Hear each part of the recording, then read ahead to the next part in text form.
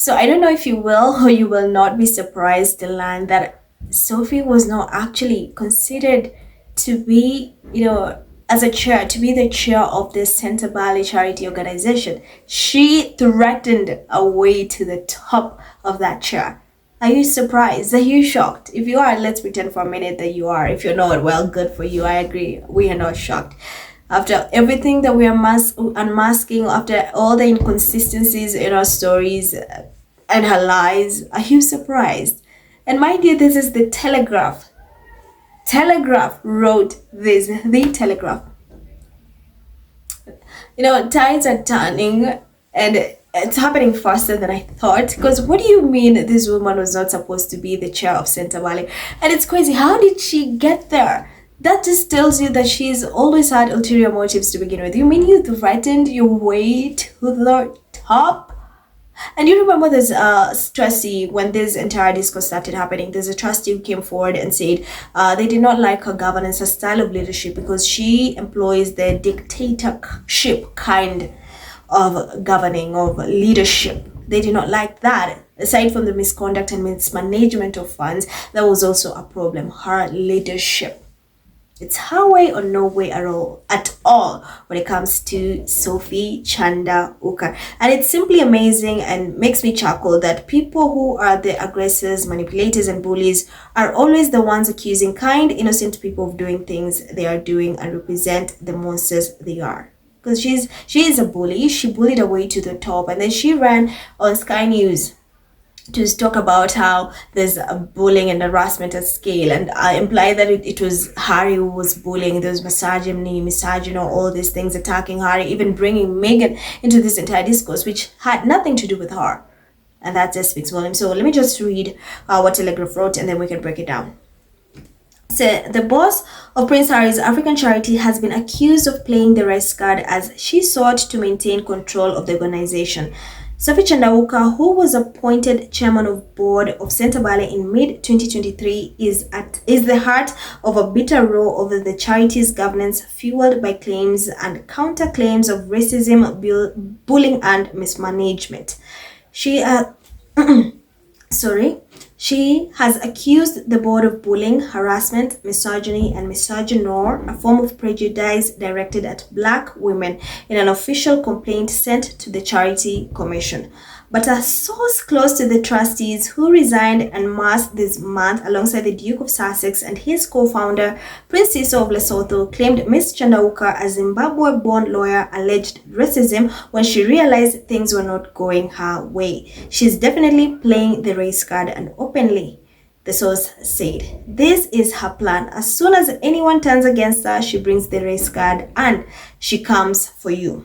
The source claimed Ms. Chanduka accused the trustees of bullying when she was challenged over the loss of a major sponsor at the annual Sentebale Polo Cup following an apparent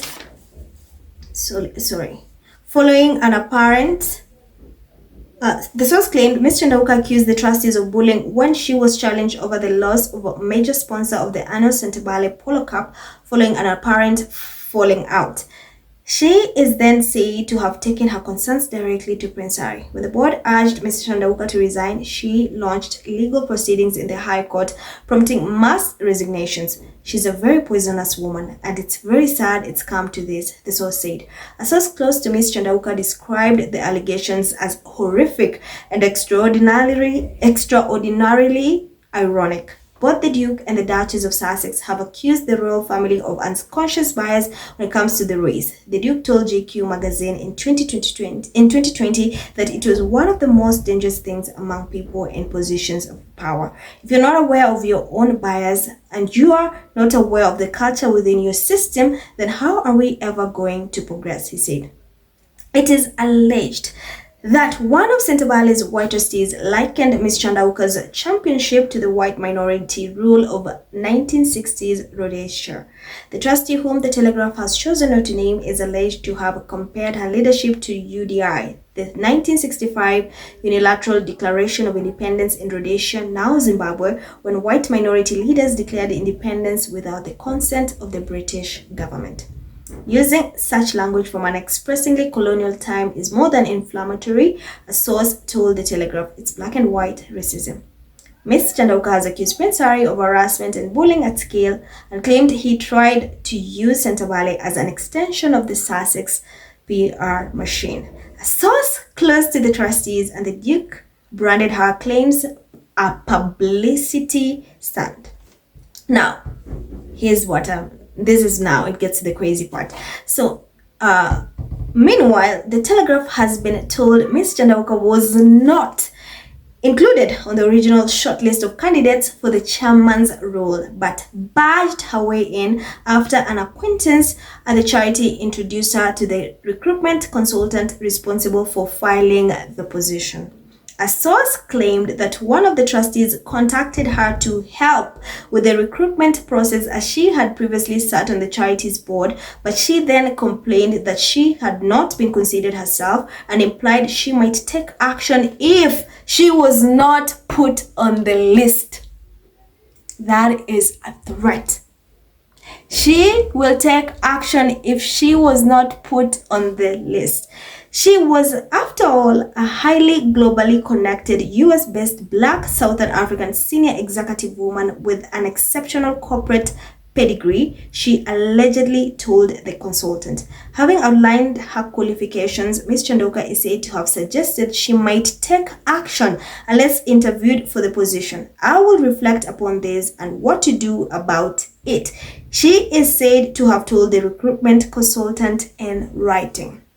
It was basically a threat, the source alleged. She was put in touch with the agent and barged her way in. The recruitment consultant then returned to the board and it was agreed Ms. Chanduka should be included for interview, which in the interest of fairness was conducted by the panel who had not previously known her.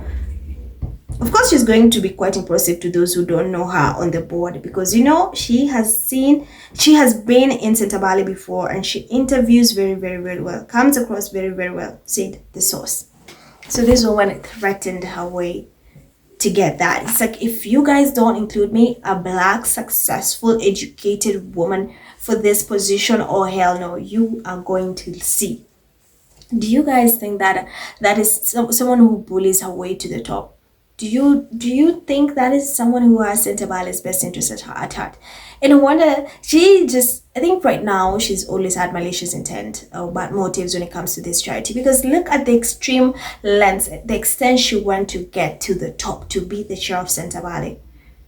And oh my God, I wish she never got there, because look what she's done. This charity was founded in 2006. Never once have we had a problem. Never once have you had people come forward to say, oh, Harry is difficult to work with, Harry is racist, Harry is a bully, Harry is harassing people. Never until this woman became chair. Until this woman became chair. You made threats to secure a position. Why? If you are so confident in yourself, and this is why I like that the Telegraph called her out, that the minute she does not have her way, she plays the race card. She becomes the victim. Because now I'm sure if they had not considered her for that position, she would have run to the media and said, hey, they refused to include me in the list of candidates, potential candidates as the chair for sentebale. Well, it's because I'm a Black woman, this and this. She would have still played the race card. So either way, it was bound to happen. And then I'm scared of this. This is not a scary woman. And it just shows you her goal is not going to end. Like, this is not the end. Because what do you mean you're also fighting for a charity that's not yours? What do you mean you took a charity hostel, a hostel takeover from, you stole a charity that is not yours. That is Prince Harry's and Prince Sisu's charity. Made it your own. Claim that you're going to run it with or without Prince Harry and Sisu. Right? You were asked to, step down. You refused. You sued. You went to court. And then if things are not working your way, you throw in the race card. Because the media, especially the UK media, will eat it up. It's the UK media rhetoric. Oh, Black woman, racism. Oh, Harry is involved on what? Wait a minute. You mean Meghan is involved as well? Oh, no. Bullying, racism, misogynor. And it's crazy to me because this woman just literally bullied her way to the top. And that's scary. And She's the one accusing Harry of bullying, of racism, of harassment. Well, you're the one you are harassing people. You literally made threats to be on the list of candidates. And you said, if I'm not considered on that list, you know what I'm going to do? We know what you would have run to the media and played the race card. So this is not something, this is something she's used to. Like, this is something she's used to. And it just screams, all the trustees have come forward to say her dictatorship, her leadership, because you were asked to step down because of your misconduct, bad leadership. This, you demanded pay. The minute this woman, this is what people call her the agent of chaos, because the minute she set foot into this charity, it was just to destroy. She's seen the money, she does not want to let go. And if there were bullying, accusation, harassment, why is it that you only came forward the minute you were asked to step down? Why is it that you're still fighting to be, in a charity that is toxic, that is harassing you? Because it does not make sense. Many people will walk away. It's no brainer. So many people will walk away and be like, I'm not going to be in this environment. They're bullying me. And it's not even, I'm not even paid. So why am I here? You would walk away. So it's crazy, and it's telling that she does not want to step down, and she's still fighting for a charity that's not hers. The audacity, she did not found that charity. And it's also crazy, like, she can start her own charity, but no. You stole someone's charity. And now, first you have a history of hostile takeovers, which you know, for companies, that's a record. Second, you employed people who are closely related to you, family members or friends or people you've worked with for a long time, as consultants. You remember the $400,000 that she took without the board's approval to pay consultants? I did a video and we knew who those consultants are. Some of them, the amount they were paid. You had Ian Rawlinson, someone as a consultant who is William's henchman, be paid. So you can just see where this is going. You even brought in Megan, someone who had nothing to do with this, because you knew the media will drag her. They will drag Harry's wife, who they hate, they will drag her. But then you claim you were bullied? Well, you were the bully? So the minute she did not get her way, the minute she was asked to step down, that's when she ran to the media, spiraling or being harassed, bullying at scale. Then she kept contradicting. There's so many inconsistencies in her interview, in her story. She just keeps contradicting herself. So every time she does not get her way, she plays the rest card. The same thing she did. Oh, if you guys, I'm a black woman, a successful black woman, well educated. I've worked, I was on a board. Why am I not considered for the chair?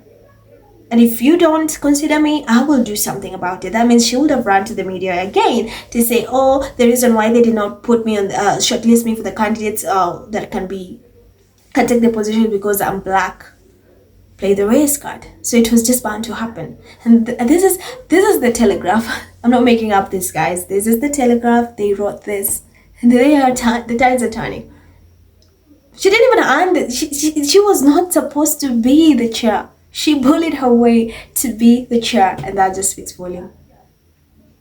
So that's it, guys. I wanted you to know, because it keeps getting crazier every day. It gets crazier. This woman is digging herself in a hole that I don't even know. When this media is done with you, and when they commission and mask who you are, and I hope they do, I really pray they do, you're gonna wish you'd done, you'd have just stepped down. Because that means you have so many skeletons you're hiding, and you're scared that if they come to light, you're done for. And then you're doing everything within your power to retain that position, to be in control of power, to hide. But let's wait, let's be patient, because your failure is going to be one that's imminent. So guys, thank you for watching. Let me know your thoughts in the comments, as well as Emerald. Don't forget to like, to share, and to share this video. As always, stay safe. I love you always and forever, and I will see you in my next video.